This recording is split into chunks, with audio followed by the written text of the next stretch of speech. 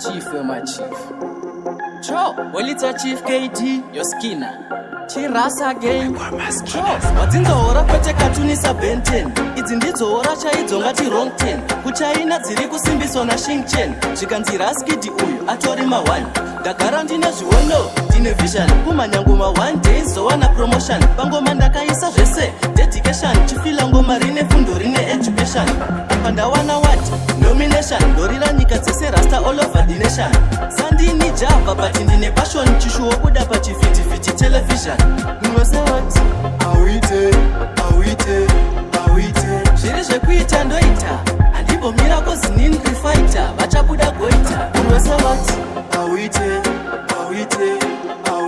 Zvikiribidi hopo avaitambe takatwebuda bhobho mapatani hopo ngavazive kuti vari under my feet kusvika kwangu panzvimbo votosafa defeat kugadzira mabara kozinini ndiri kuti chinangwa kuzosiya ngoma ndagadzira hit nawachudemu patakatanga vati tiri kuchuma-chuma dzarira ngoma vakuda kupfuma-pfuma hanzi pamangoma vari kukuma-kuma tinovasiya gori rino vachipfuma-pfuma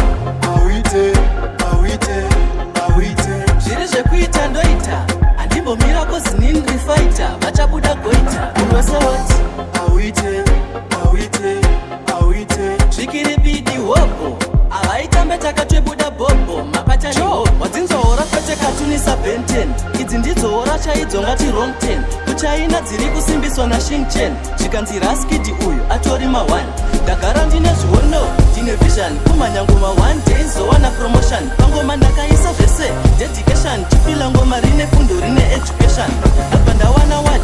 Nomination. Ndorira nyika dzese rasta all over the nation. Sandini java but ndine passion. Chishuwo kuda pachivhitivhiti television. Unose what? Zviri zvekuita ndoita. Andibomira kozinini fighter. Vachabuda goita. Unose what?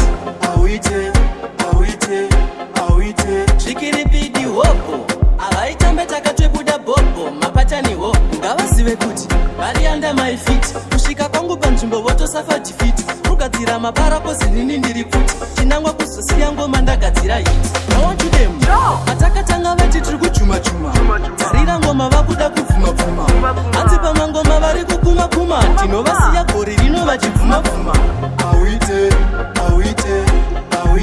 zviri zvekuita ndoita andibomira kozinini fighter vachabuda goita